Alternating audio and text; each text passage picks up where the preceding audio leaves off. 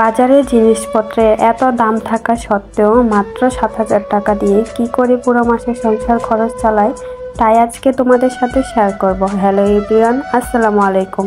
দুরন্ত daily blog channel থেকে আমি ফারজানা নতুন দিনের নতুন আরেকটি ব্লগ ভিডিও নিয়ে চলে আসলাম। আমার ভিডিওটি যে যেখান থেকে দেখছেন সবাই ভালো, সুস্থ এবং নিরাপদে আছেন। আলহামদুলিল্লাহ, আপনাদের দোয়াতে আমরাও খুব ভালো আছি। প্রতিদিনের মতো আজকের ভিডিওটি আমি সকাল থেকেই শুরু করেছি। গতকালকে তাহসানের বাবা অফিস থেকে আসার সময় এই বিস্কিটটা নিয়ে আসছিল, কেননা আমার ছেলে একদম কিছুই খেতে চায় না, তাই ও যেটা খেতে চায় সেটাই আর কি ওকে খাওয়ানোর চেষ্টা করি। এই তো এখানে আমি বিস্কিটগুলোকে খুলে নিয়েছি, এখন একটা কাচের বয়ামে রেখে দেব। এই মিল্ক বিস্কিটটা কিন্তু বাচ্চাদের অনেক উপকার, বাচ্চাদের খাওয়ালে কিন্তু কোনো সমস্যা হয় না, আর বাচ্চাদের এটা খাওয়ালে পুষ্টিও হয়। সেজন্য চেষ্টা করি এই বিস্কিটটা খাওয়াতে, তার সাথে হচ্ছে এনার্জি বিস্কিট। আমার ছেলেকে কিন্তু এনার্জি আর হচ্ছে এই মিল্ক বিস্কিটটাই দিয়ে থাকি। এই তো এখানে হচ্ছে আমি বয়মের মাঝে যতটুকু বিস্কিট এঁটেছে ততটুকু হচ্ছে এটাতে ভরে নিয়েছি, তারপর আরেকটাতে ভরে নেব। পুরোটাই কিন্তু বিস্কিট ভরা হয়নি, অর্ধেকটা রয়ে গেছে, তাই এই বয়মেও রেখে দিয়েছি। এই বিস্কিট দিয়ে চা খেলেও কিন্তু ভীষণ মজা লাগে। এই সব সময় কিন্তু আমাদের রুমে এই বিস্কিটটাই নিয়ে আসে, আর হচ্ছে টুস বিস্কিট। এই বিস্কিটগুলি ছাড়া আর কোনো বিস্কিটই কিন্তু আমার ছেলেকে দেই না। এই তো আমি সবগুলো বিস্কিট এখানে দুইটা বয়মের মাঝে তুলে রেখে দিয়েছি। এখানে কয়েকটা বিস্কিট হচ্ছে আমার ছেলেকে দিয়েছি, ও খাবে তার জন্য। এখন প্রায় 11টার মতো বাজে, সেজন্য ভাবলাম দুপুরে তো আজকে একটু ফলও নেই, সেজন্য আর কি ওকে বিস্কিটটা দিয়েছি। তারপর আর কি আজকে যেহেতু বাজারের লিস্টটা করব, সেজন্য আর কি দেখে নিচ্ছিলাম কি কি বাজার এখনও রয়ে গেছে, তাই তোমাদের সাথেও দেখিয়ে দিচ্ছি। এই যে এখানে ফুল পাউডার, সাবান, ব্রিম, তার সাথে হচ্ছে শ্যাম্পু, মরিচের গুঁড়া, আর হচ্ছে অনেক ধরনের মশলা, মানে এলাচ, দারচিনি, এসব অনেক কিছুই কিন্তু আমার রয়ে গেছে। চিনিও প্রায় অর্ধেক খাওয়া হয়েছে আর অর্ধেক রয়ে গেছে, তাই ভাবলাম তোমাদেরকেও দেখিয়ে দিই। তারপরে বাজারের লিস্টটা করব। গত মাসে একটু বেশি করে বাজার করেছিলাম, সেজন্য হচ্ছে এই মাসে এতটুকু বাজার রয়ে গেছে, তাই এগুলো বাদ দিয়েই কিন্তু আমি বাজারের লিস্টটা করব। সেজন্য বাজারের লিস্ট করতে বসে গেলাম, তাই ভাবলাম তোমাদের সাথেও শেয়ার করি আমি এত অল্প টাকা দিয়ে কি করে সংসারের পুরো মাসটা চালাই। আমরা হচ্ছি মধ্যবিত্ত, আর আমাদের কিন্তু বুঝে শুনেই কিন্তু সংসার খরচটা করতে হয়। সংসার খরচ বাদে যে টাকাটা থাকে সে টাকাটা জমিয়ে রাখতে হয়, কেননা ভবিষ্যতে টাকার কিন্তু অনেক প্রয়োজন। সেজন্য একটু হিসেব করেই সংসারটা চালানোর চেষ্টা করি। এখানে হচ্ছে আমি মাসিক বাজারের লিস্টটা করে নিচ্ছি, তাই ভাবলাম তোমাদেরকেও দেখিয়ে দেই এত অল্প টাকা দিয়ে আমি কি করে সংসার খরচ চালাই। গত মাসের অনেক বাজারই কিন্তু আমার রয়ে গেছে, সেগুলো কিন্তু এই মাসে আর কিনতে হবে না, সেজন্য ওগুলো বাদ দিয়েই কিন্তু আমি বাজারের লিস্টটা করে নিচ্ছি।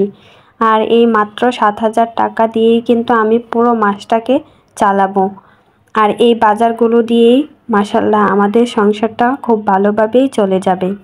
যা যা আমার প্রয়োজন, যতটুকু প্রয়োজন ততটুকু লিখে নিচ্ছি, আর কোনোটাই কিন্তু আমি বাদ দেব না।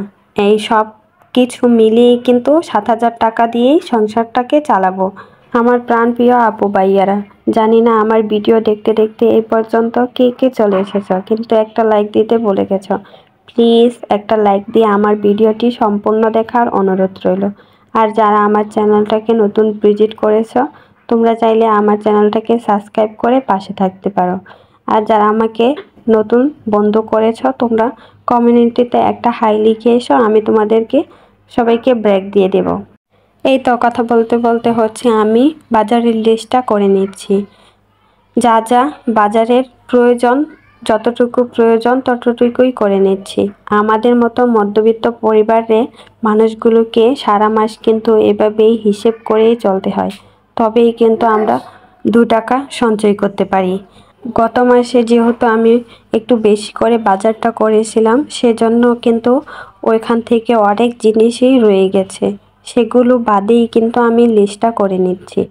সব সময় মাত্র 15,000 টাকা নিয়েই কিন্তু পুরো মাসের সংসার খরচটা চালানোর চেষ্টা করি। আর 15-16,000 টাকার মাঝেই কিন্তু পুরো মাস আমার চলে যায়। এভাবেই কিন্তু হিসেব করেই আমি সংসারটাকে চালানোর চেষ্টা করি। আর আমাদের মতো নিম্ন মধ্যবিত্ত পরিবারদের মানুষের এভাবেই হিসেব করেই চলতে হয়। ঢাকা আসছি কিন্তু কিছু টাকা সঞ্চয় করার জন্য। সেজন্য চেষ্টা করি প্রতি মাসে কিছু টাকা সঞ্চয় করে রাখার জন্য। আর সংসার খরচের জন্য তাহসানের বাবা আমাকে সবসময় 15-16,000 টাকা দিয়ে থাকে। সেটা দিয়েই কিন্তু সংসারটা আমি সুন্দরভাবে চালিয়ে নিয়ে সেখান থেকেও ইনশাল্লাহ অনেক টাকাই সঞ্চয় করতে পারি। যেমন এখন 7,000 টাকা দিয়ে বাজার করে নিচ্ছি, আর আমাদের রুম ভাড়া হচ্ছে 6,000 টাকা। মোট কত টাকা হলো? 7-6-13,000 টাকা, তাই না? 13,000 টাকা বাদেও কিন্তু 15,000 টাকা থেকে 2,000 টাকা থাকে। সেই 2,000 টাকাও কিন্তু আমি সঞ্চয় করে রাখতে পারি। আর এই টাকাটা কিন্তু তাহসানের বাবা কখনোই নেয় না। সংসার খরচ কমিয়ে যদি আমি সংসার খরচ থেকে কিছু টাকা জমাতে পারি, সেটা কিন্তু কখনোই তাহসানের বাবা নেয় না। আর সেটা দিয়ে আমাকে গহনা অথবা আমার প্রয়োজনীয় জিনিস কেনাকাটা করে দেয়। তাহসানের বাবা সবসময় বলে, তোমাকে আমি এই টাকাগুলো দিয়েছি, তুমি যেভাবে সংসারটাকে চালিয়ে নেবে সেভাবেই কিন্তু চলে যাবে।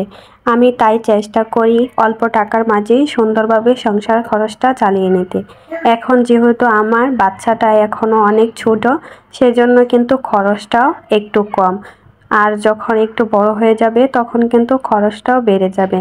এখনও আমার বাচ্চা স্কুলে পড়ে না, সেজন্য কিন্তু স্কুলের খরচটা আর এক্সট্রা দিতে হয় না।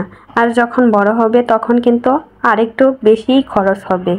তারপরও চেষ্টা করব অল্প টাকার মাঝেই সংসারটাকে চালিয়ে নিতে। আমাদের মতো নিম্ন মধ্যবিত্ত মানুষগুলো এভাবেই চলতে হয়। সারা মাস এভাবেই চললেই কিন্তু কিছু টাকা সঞ্চয় করে রাখতে পারি। এই তো এখানে আমি সব বাজারের লিস্ট করে নিচ্ছি। বাসা ভাড়া, গ্যাস বিল, কারেন্ট বিল, চাল, ডাল, তেল, সব যাবতীয় যা জিনিসপত্র লাগে একটা সংসারে সব কিছুই কিন্তু আমি লিখে নিয়েছি।